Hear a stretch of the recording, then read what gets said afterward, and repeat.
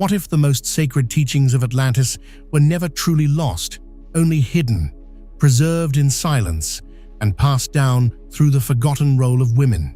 Long before history was written by conquerors and scrolls, knowledge was held in temples of the body, in gestures, dreams, and vibration.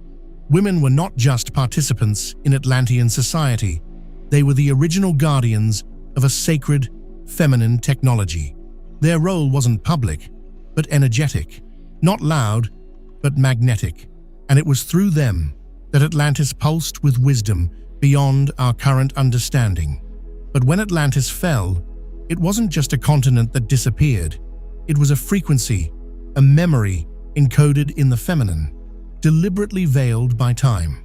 What we call myths may in fact be encrypted memories of women who once carried the keys to cosmic cycles, energy healing, and spiritual initiation. Their role was hidden, but never erased. And now, in this age of awakening, that memory is rising again, in you, in me, in all who feel the pull of something ancient calling them home. This is the forgotten story of Atlantis, not told through ruins, but through resonance. The story of the women who held it all together and whose return marks the beginning of something sacred, something we were never meant to forget. Atlantis was never merely a place, it was a state of being. While many imagine gleaming crystal cities submerged beneath the ocean, what few realize is that Atlantis was not just a lost continent. It was a living frequency, a consciousness where thought, emotion, and matter were woven into one fluid expression. Those shimmering domes and golden vessels weren't the true marvels. The real magic was the way reality responded to intention. It wasn't about constructing with hands, it was about creating with sound, geometry, and pure awareness. If you've ever felt chills listening to a sound you couldn't explain, you may have brushed against a memory of that realm. In those times, structures didn't rise from blueprints and labor. They emerged from resonance. Specific tones, combined with sacred geometry and mantras, activated the subtle layers of matter. Buildings pulsed with energy. They weren't just inhabited, they were alive. And that's not poetic fantasy.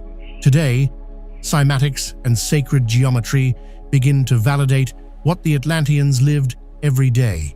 If you've ever watched sound frequencies form intricate mandalas in sand, you've seen the tip of this ancient iceberg. That was child's play compared to what the Atlanteans did with frequency and form. Inside these living temples, there were no hierarchies in the way we know them now. Your vibration, your alignment with the field, dictated your role. And in that sacred order, women held some of the most vital and refined responsibilities. They were the oracles of sound, attuned to the subtle music of the cosmos, translating frequencies into wisdom.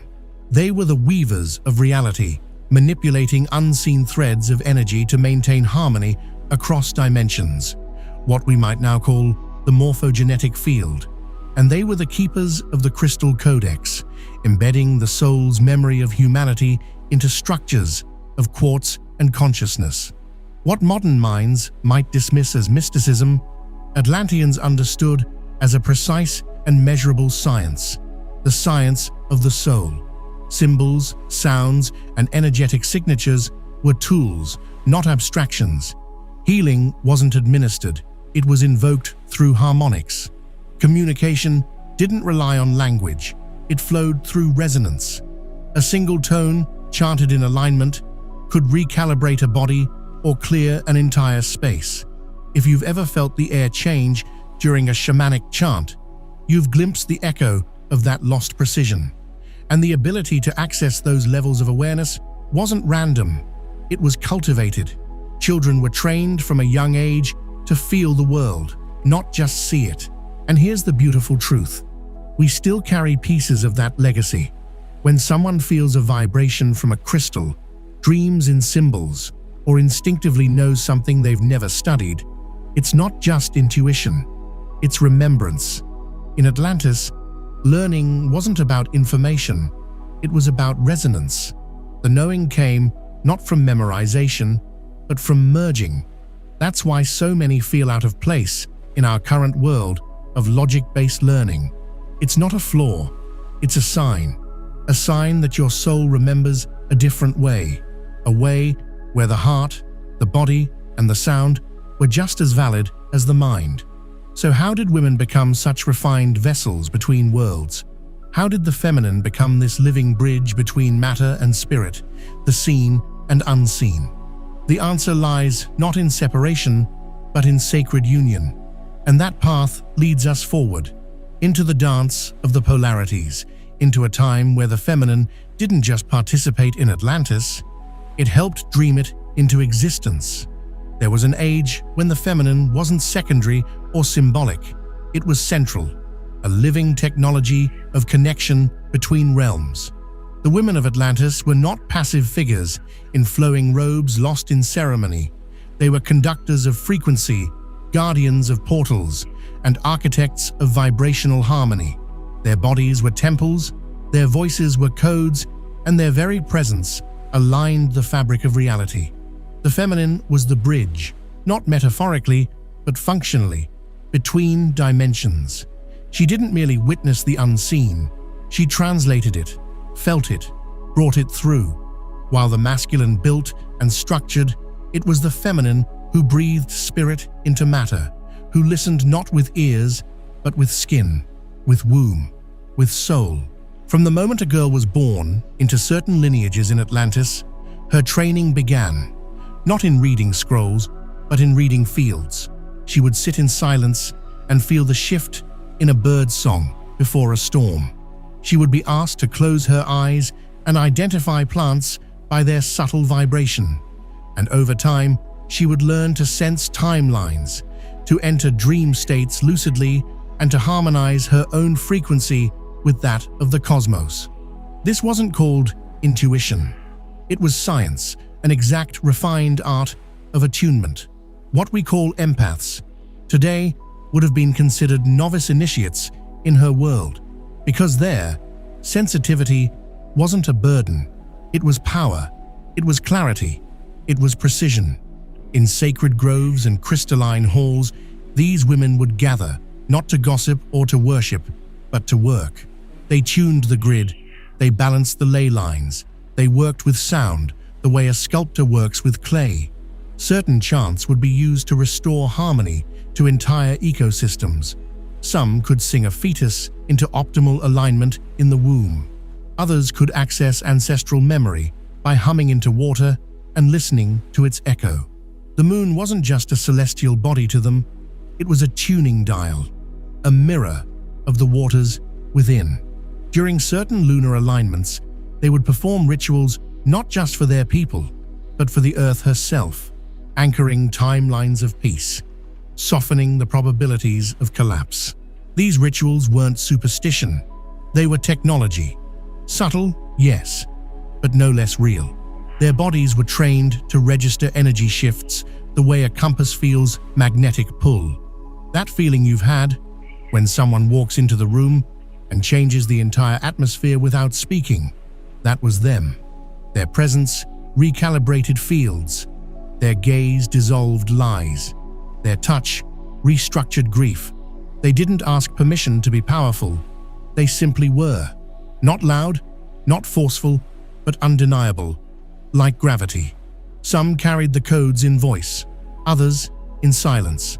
Some wove it into fabric, embedding sacred patterns into what looked like simple robes. Others painted sigils with water, invisible to the eye, but loud to the field. One of their most sacred roles was to hold the memory, not just of their culture, but of all life. These were the lineage weavers. They sang to rivers so that their voices would carry memory into oceans. They whispered to seeds so that trees would remember. And when catastrophe threatened their world, they did not run. They encoded. They hid the wisdom in frequency, in stone, in story, in bone. And then they waited. Or rather, they trusted that we would remember. Because here's the truth. You don't need to read about them to know them. You've met them. You've dreamt of them. Maybe you've been them. that quiet knowing inside you, the one that resists the noise of modern life and longs for something you can't name. It's not nostalgia, it's signal recognition. It's your field responding to theirs, that unexplainable urge to sing when no one's watching, that tear that comes out of nowhere during a full moon, that sense that your hands could do more than type or cook, that they could heal. These aren't coincidences, they're memories surfacing, threads reconnecting. But as the world shifted, as frequency gave way to force, as sensation was replaced by control, this sacred feminine technology was silenced, fragmented, and eventually labeled as myth. The wisdom that once tuned planets was reduced to superstition. The women who once held entire timelines in their chants were burned, mocked, forgotten, and yet the frequencies they carried were never destroyed, just dormant until now, because the feminine never disappears. She waits. Beneath the noise, beneath the data and deadlines and digital distractions, she waits. And the more we feel, the more we remember. And the more we remember, the more we restore. Not just ourselves, but the bridge itself. The bridge between dimensions. The bridge we were always meant to be. In Atlantis, knowledge didn't move in straight lines. It spiraled. It didn't start with a premise and end in a conclusion. It unfolded like a dance, layer by layer, until understanding emerged from within. That's why women thrived as the natural keepers of Atlantean wisdom. They didn't just teach, they initiated. Their learning spaces weren't classrooms, but temples of the heart, circular sanctuaries where energy flowed instead of being forced. There, knowledge wasn't something to be memorized, it was something to remember. These circular temples were alive in more ways than one. Their geometry wasn't just symbolic, it was functional, a living architecture that responded to movement, sound, and intention.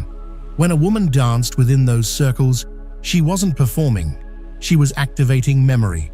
Her gestures stirred the very geometry of the place, unlocking codes embedded in the space itself. Think of it like a symphony of motion, where each step reverberated through dimensions. Have you ever felt energy build in a circle of people holding hands in silence? That's a distant echo of what they mastered. In these spaces, initiation wasn't about passing tests, it was about awakening resonance. Sometimes it came through a dream, other times through a collective vision. Groups of women would sleep in synchrony, guided by specific frequencies, and enter the same vision together. They'd wake up knowing something they hadn't been taught, but somehow always knew. It's what we now call collective intuition or morphic resonance. But back then, it was simply the feminine way of knowing. Their knowledge wasn't trapped in scrolls or etched into stone. It was held in their bodies, in their breath, in their blood. That's why the feminine body was seen not as an object of desire, but as a temple of divine codes. The cycles of menstruation, the rhythm of breath, the pulse of pleasure, all were gateways to spiritual insight. In fact, what modern society often deems taboo or profane was once revered as sacred technology. Sensuality wasn't shameful. It was a current of power, a bridge to creation across dimensions. The sexual energy these women carried wasn't about seduction. It was about connection. When consciously channeled, it became a healing frequency, a way to harmonize the body, align with the earth, and tap into cosmic flow. Many modern practices, from Kundalini awakening to Tantra, are fractured echoes of this once whole wisdom. Even something as simple as mindful movement, like Qigong or ecstatic dance, can help reactivate what they called the inner temple. And yes, your body remembers more than you think, but when such power is misunderstood, it can be feared, and fear often leads to suppression. So what happened when these temples fell silent? When circular learning was replaced by rigid hierarchies? That's the thread we'll follow next. The fall of Atlantis wasn't just a cataclysm of land and water. It was a collapse of frequency. Something shifted in the collective vibration of humanity, like a great forgetting.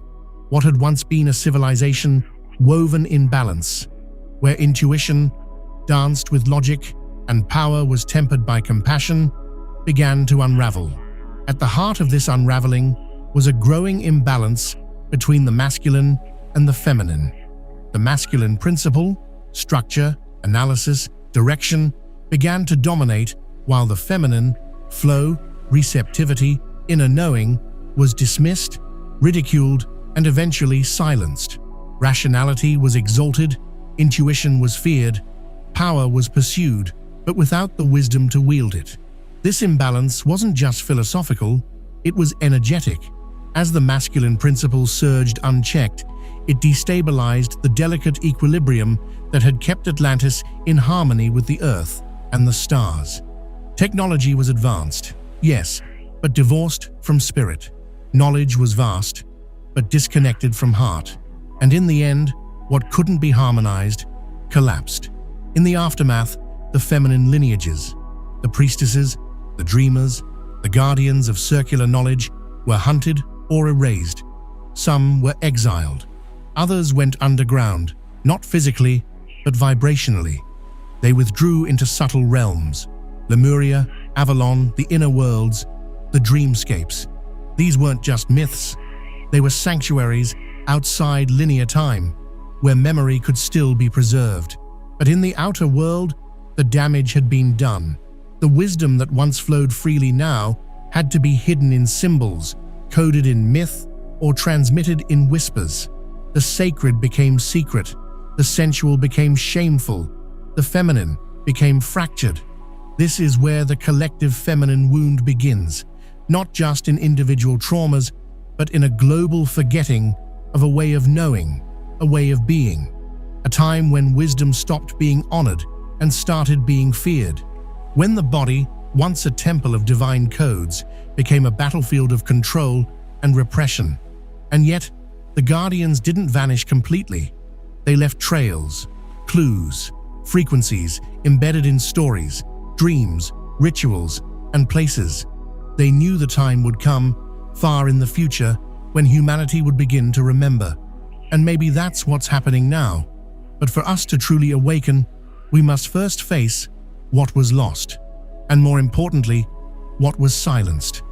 We are living through a strange and sacred time, a moment that many ancient prophecies whispered about, a return, a remembering, a reactivation. What some call the new Earth, others recognize as the rebirth of Atlantean frequencies, rising again from beneath the rubble of forgotten ages. This isn't about rebuilding temples of stone. It's about reawakening temples of flesh, spirit, and sound, especially through the bodies and hearts of women who carry ancient codes in their bones. Have you noticed it? Women all over the world, often without formal training, without explanation, are waking up with gifts they can't quite name: intuitive insight, energetic healing, a hypersensitivity to energy, emotions, places, and people. They're remembering how to work with vibration, with frequency, with dreams, not learning, remembering. These are echoes of the Atlantean feminine lineage, a lineage that was once silenced but never extinguished. And now it's surfacing again in dreams, in synchronicities, in the sudden magnetism of sacred gatherings and rituals long forgotten. We're being called not to study this knowledge intellectually, but to embody it, to let it pulse through our breath, our movement, our voice, to reclaim a wisdom that speaks not just to the brain, but to the womb, the heart, and the auric field, to trust what we've been told to doubt, to feel what we've been trained to suppress. The rise of prophetic dreams, of soul sisterhoods, of sacred feminine circles isn't random. It's part of a vast, vibrational reweaving, an invisible network reconnecting what was once scattered across time and space. Women who've never met are dreaming the same symbols. They're drawn to similar rituals. They're hearing the same internal whispers. You've done this before. And maybe you've felt it too. That tingling in your chest, that pressure in your solar plexus when you hear these words, that inexplicable recognition, that ache for something ancient and sacred and lost. Maybe what we call sensitivity today is really just a trained perception, a forgotten superpower we're only now beginning to reclaim. This isn't about going backward. It's about bringing what was once sacred forward and grounding it into the now, so that a new world, infused with ancient wisdom, can rise from within us. We are not merely remembering Atlantis, we are reactivating it, not as a place on a map, but as a vibration in the soul. And at the heart of this reactivation lies the feminine principle, the sacred intelligence carried for millennia by women who never forgot who they were, even when the world did. The hidden role of women in Atlantis was never truly lost. It was encoded in the body, in dreams, in rituals that transcend language. And today, as more and more women awaken to their intuitive gifts, their empathic nature, their ability to heal with presence, they are not becoming something new. They are remembering something ancient. To walk this path is not to look back with nostalgia, but to step forward with purpose, guided by the same currents of sacred knowledge once guarded in circular temples and silent glances. This is a return, not to history, but to essence. So if you've ever felt an unexplainable pull to the stars, a calling in your bones, or a truth that defies logic, you're not imagining it. You are remembering. And Atlantis is not gone. It's awakening in you. To understand more about subjects related to cosmic rays, esotericism, theosophy and advanced spirituality, and access knowledge little known by the general public, access the link in the first pinned comment and discover the ebook, What Are Cosmic Rays, written by Bathajal.